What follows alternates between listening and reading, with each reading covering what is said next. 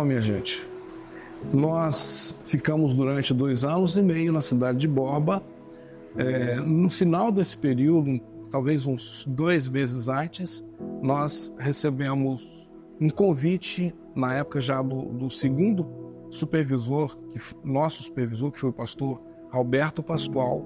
Ele nos convidou para sair de Borba e vir para Manaus, para assumir uma igreja.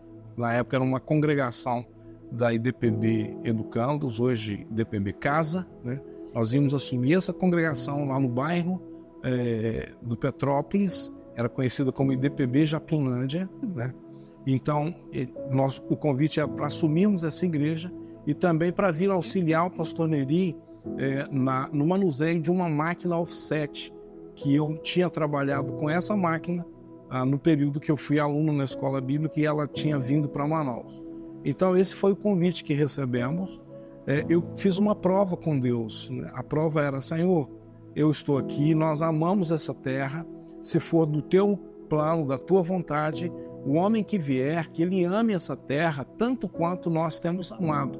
Porque eu sabia o preço que nós estávamos pagando, nós não queríamos ver aquela igreja sendo fechada novamente.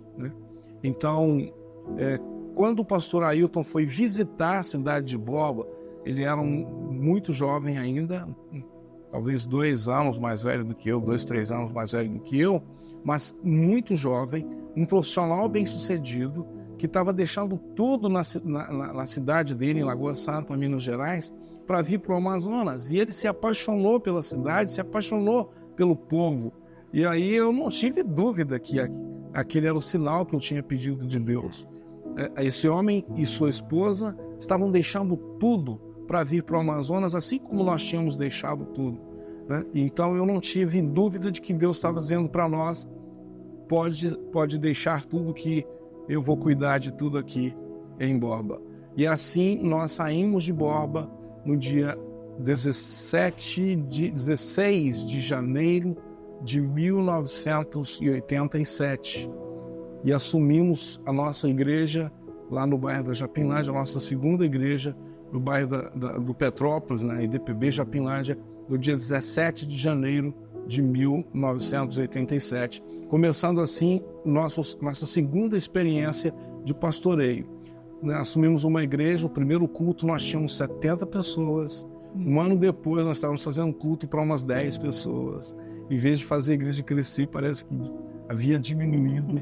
Nós sofremos muito, eu pessoalmente sofri muito, tive muita dúvida se eu estava no lugar certo, se eu estava servindo a Deus da forma certa, mas as coisas começaram a mudar, Veio o nascimento de Diel em 89 e depois nós tivemos algumas visões do que Deus poderia fazer naquela igreja, e assim a igreja começou a sofrer, experimentar um crescimento, um rompimento, a partir de 94.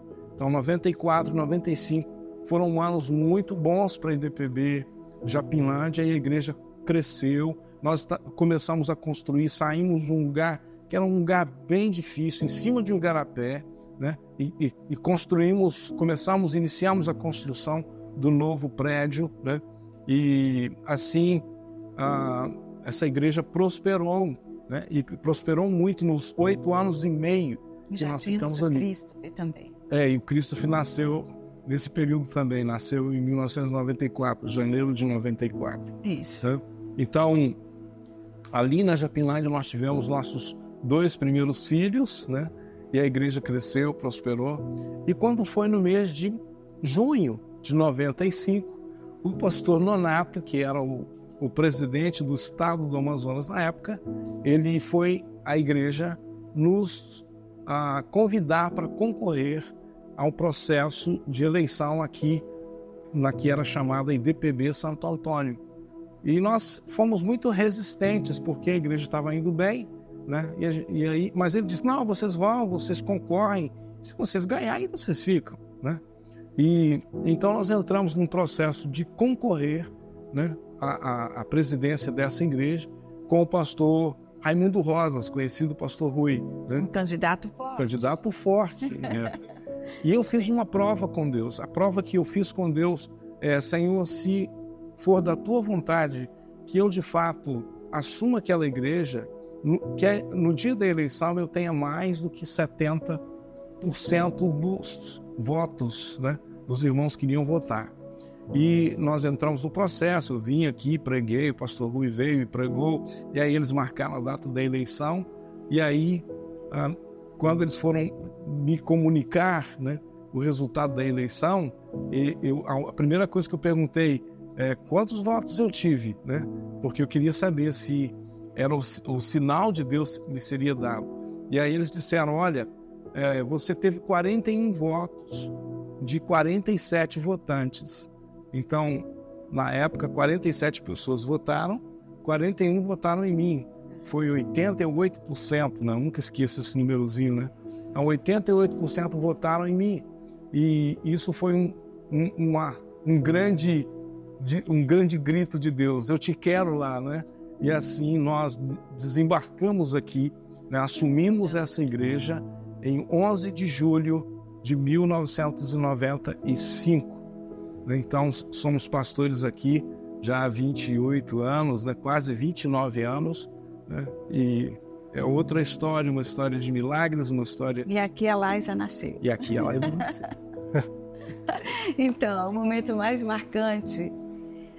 Ai, meu Deus, o momento mais marcante foi, para mim, foi quando nós estávamos em Borba.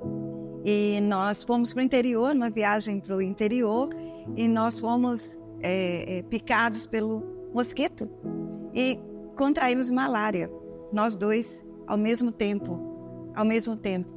E começamos a passar mal, ao mesmo tempo emagrecendo, sozinhos, dentro da igreja, dentro da casa que nós morávamos, né? Dentro da igreja.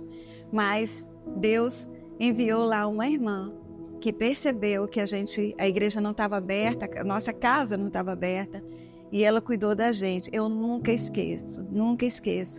E agradeço a Deus pela vida da irmã Socorro. Ela já partiu para o Senhor, mas há uma gratidão, né? Então esse foi o momento mais difícil para mim, né? Mas o Senhor mostrou o cuidado dele para conosco lá. É tão difícil escolher um momento marcante em 40 anos, né? Se eu poderia dizer que há um momento marcante na nossa trajetória, é o momento que nós compreendemos a visão de Deus, especialmente para aqui, para a IDPB Filadélfia, né? Quando nós compreendemos o que Deus queria para essa igreja e nós embarcamos com todas as nossas forças nesse projeto, nessa visão. E isso trouxe a IDPB Filadélfia aos níveis que ela conquistou, né? Ou seja, a graça de Deus nos trouxe aqui. Então, aquele momento de buscar o Senhor, né? De estar em consagração, em jejum, em oração, conversando com o Senhor sobre o que Ele queria e receber essa revelação, esse insight da parte de Deus, eu penso que esse foi talvez um dos momentos, né? Um dos momentos mais marcantes na nossa trajetória, né?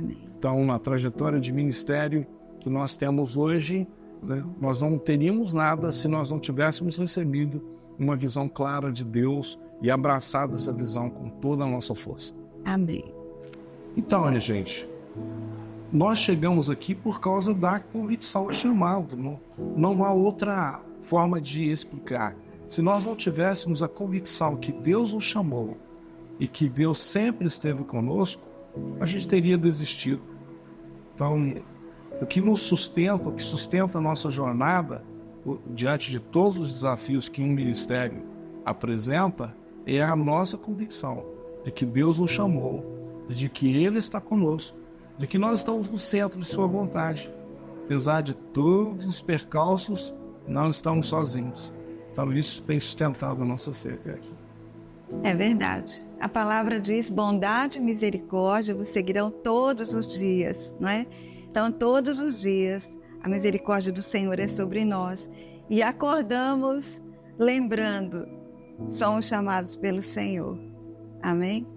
A palavra que eu daria é: não se preocupe, vai dar tudo certo. Apenas sejam fiéis, sejam firmes, sejam mais focados, não desperdicem tempo com nada que não seja o ministério, né? Mas também não se preocupe, não fique ansioso, não se perturbe, porque vai dar tudo certo. Se eu pudesse falar para a jovem Edilene a respeito do ministério, eu usaria a palavra não duvide, mas, sinceramente, eu diria, vai correndo, vai correndo, vai com tudo, porque Deus é fiel, sempre, não nos decepcionou. Deus é fiel em todo o tempo. Vale a pena entregar a vida, sabe, para servir o Senhor Jesus. Então, vamos nessa. É isso aí. É por isso que eu casei com ela. Então,